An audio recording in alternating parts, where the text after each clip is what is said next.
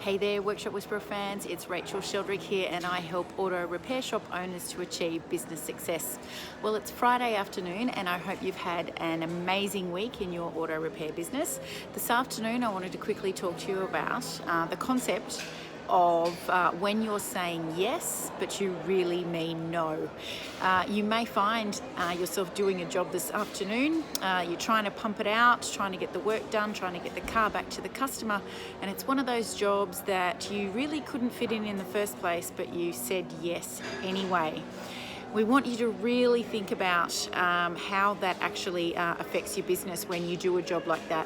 So when you're saying yes, when you really mean no, you're placing extra stress on everything inside your auto repair business. So stress on yourself because you know you couldn't really fit it in, stress on the technicians because they really can't fit it in either, and then stress on the customer because they're not sure that you're going to get it back to them on time either.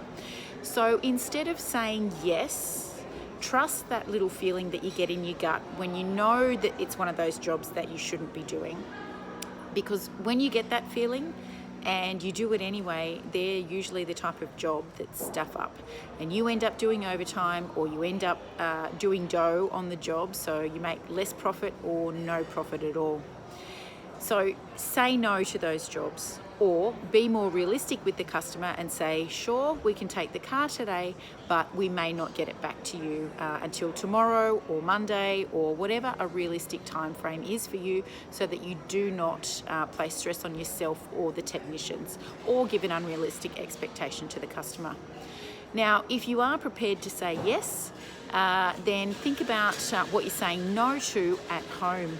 So if you say yes to a job, that means that you're going to stay back. Does that mean that you're saying no to your partner at home, or to playing with the kids before dinner?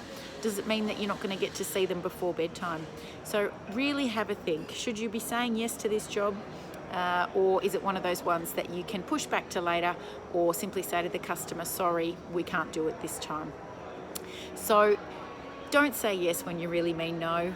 Have a great weekend, and I look forward to seeing you next week.